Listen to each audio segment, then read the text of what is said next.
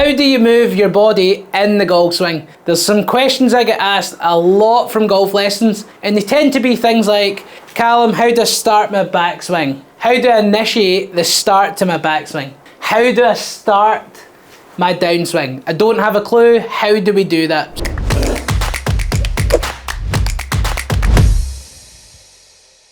Two commonly asked questions, and a lot of it is just based on how the body should be working. If we can get that working, think of the body as your engine. Think of that as a car. If your engine breaks down, nothing else is going to work effectively. So we really need the body, the pivot, the tilts, the turn.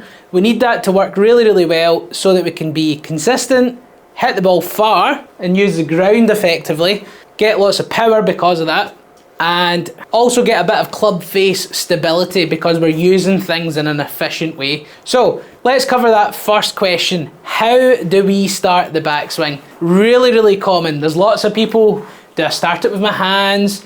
Do I start it with my arms?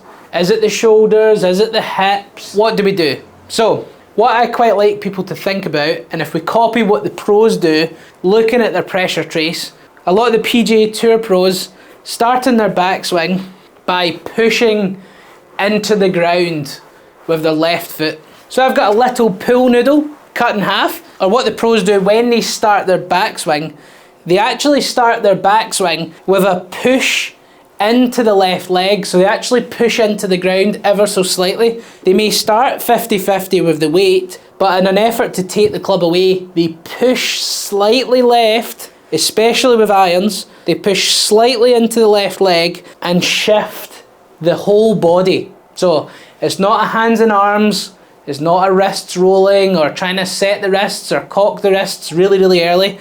It is a push into the ground and a shift away. And that really is pushing down on the left foot and rotating the body. And what we really want to try and feel is that the back of the left shoulder and the rib cage are what really cause you to shift that weight. So you go from pushing into the left and shift to the right. Very, very quickly at the start of the swing.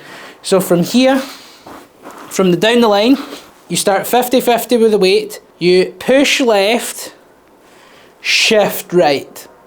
I don't feel anything with my hands or my wrists yet. It's push into the left leg, shift to the right. And what I really feel there is it's body. Back of the left shoulder and the rib cage, you push left, shift right. And that's a really, really efficient way to start the backswing. Everything's going to be in sync. The club face is going to be in a good position, assuming that it's still pretty square. It's going to allow you to get a good club face at the start of the swing. It's going to allow you to keep the club head in front of the hands. Then we would shift, and then we would turn our way to the top. And that's a really good way to start using the ground really, really well. So we want to push left, shift right. Push left, shift right. Let's give that a go just now. So push left, shift right. Use the back of the left shoulder, turn the rib cage. So contact there was really nice. Definitely had a decent amount of club head speed. So that is a feeling. Push left, shift right. A little pool noodle is honestly one of the best training aids that you could get. Is just cut that in half, place it under the toes of your left foot, push in, shift right. Really, really good drill. You can cut a tennis ball in half. You can get things like the force pedals, which is a good training aid, and that is a really good way to feel how you're using the ground to start your backswing efficiently. So how do we start the downswing? That's one thing that I get asked lots and lots as well. A really, really good sequence to your downswing is from ground up. We want to try and shift the weight forward. So it's going to be lower body, legs, hips, torso, arms, then club. That is a really, really efficient way to do that. And that definitely starts to get you towards having a good downswing plane, good club face, good compression of the golf ball.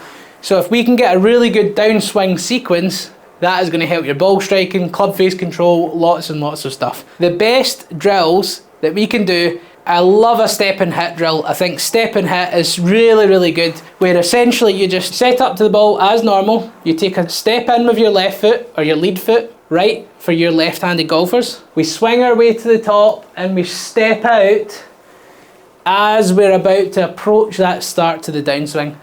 People will find it difficult if that's not anywhere near the sequence that you have. If you're someone who gets to the top and it's all arms, arms go first, shoulders spin out, this will feel really, really strange for you. But if you can stick with it, do it 10, 15 balls every time you practice, you really will start to see a difference to that sequence. Take your setup as normal, step back, swing back, step out, hit the ball. Let's give that a try. Let's get a really, really good start to that downswing. Normal setup, step back, swing back, and step out. So if we go from a different angle, we're going step back first, swing back, and then as soon as you swing down, it's this weight shift, this pressure shift towards the front foot is what is really key to starting the downswing. So let's give that a try. Back, swing, and step out.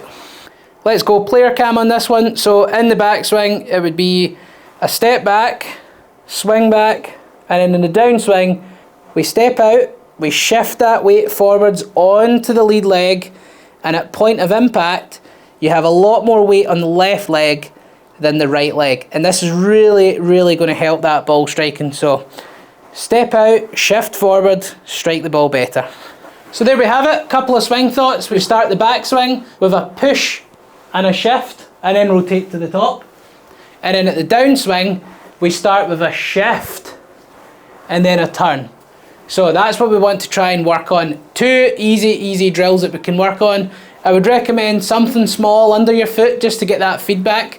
But if you don't, just pop it on video, even click the link in the video down below, and you can get a free swing analysis from me. Check that description below. A couple of things that you can have. There's a free swing analysis that you can click on. Follow me on the Skillest app, and I will help you with your golf, get some specific advice to you. And there's another link for a free newsletter and weekly tips, different tips that aren't on the YouTube channel. Click that newsletter and you can get even more weekly tips.